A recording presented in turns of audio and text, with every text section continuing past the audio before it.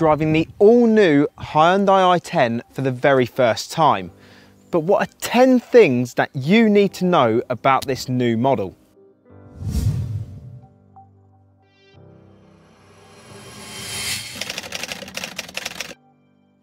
This little thing has got a difficult act to follow.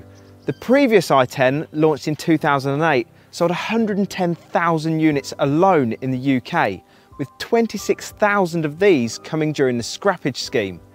But this one should be an improvement, as it's been designed and developed in Germany on European roads, and it's being built in Turkey. Seem to be saying this a lot on car launches, but it's longer, wider and lower than the car it replaces. Hyundai's official line about the styling is that it's got a more naturally athletic stance. That depends what sort of athlete you're talking about. This looks more like a jockey on steroids. It's got the hexagonal grille design of all modern Hyundais, and it's framed by new daytime running lights as standard. Higher spec models get LED indicators in the mirrors too. The sharper, more angular window line reduces that boxy effect and square shape of the car.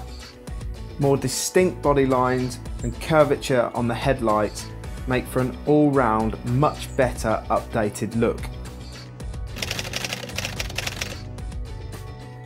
It's got the biggest boot in its class, though it's only 1 litre bigger than the Skoda Citigo. As we mentioned before, it's got longer and it's the widest in its segment, but this could cause problems for those who want to keep the i10 in a garage. It's got the lowest drag coefficient design in its class 2, which means less wind noise and better efficiency. It's also got class-leading front headroom and combined legroom front and back together. Probably the biggest improvement is the quality of this interior. With the old i10, you really felt like you were getting what you paid for, and it was slightly embarrassed by its Kia Picanto sister car. Now it's been upgraded, so it's got a colour splitting dash, it's got hard plastics, there is no exposed metal on the inside of this car. Even all the screws are covered or they're concealed, and it's got a much higher quality feel about it. Hyundai's also taken great measures in reducing the interior noise. There's soundproofing in the dash, and there's a double seal on all the doors so you don't get all that wind noise. They've even moved the antenna for the radio further back in the car to further reduce wind noise. Basic S models come with central locking, CD player and USB, steel wheels, front electric windows only and no aircon. You'll have to pay £550 extra to have a model with this fitted. What is surprising is what's included in the options. Cruise control and rear parking sensors, along with heated front seats and a heated steering wheel, is something you'd expect on a bigger car.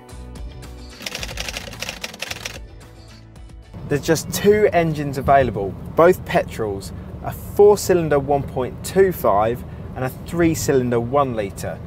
Now at the moment we're driving the 1 litre 3-cylinder version, and it's got all the characteristics you expect from this sort of engine. It's got that quite lovable engine note, but it loses quite a lot of pull as soon as you get higher into the gears, and you do have quite a lot of rev loss when you change up gears. I actually preferred the higher brake horsepower, the around 85 brake horsepower 1.25. It felt smoother, and mated with this slick shifting 5-speed manual gearbox, actually felt really good.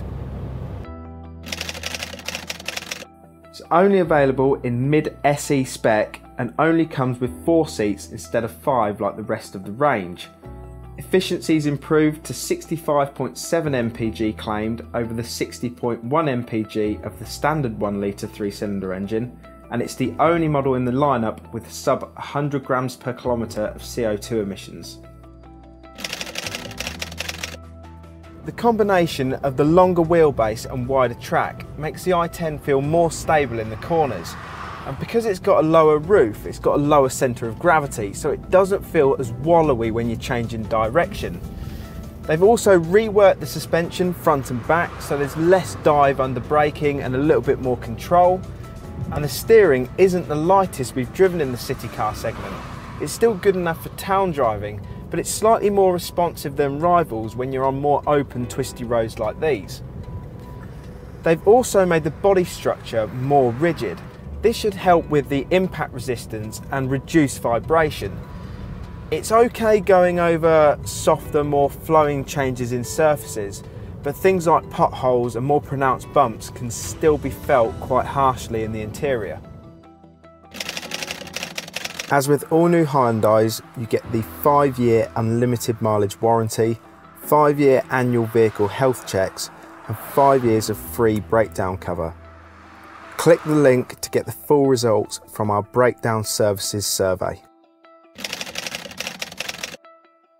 With prices starting from £8,345, it's the same as the outgoing i10, and prices go as high as £10,500, so that means it's still great value. The new model goes on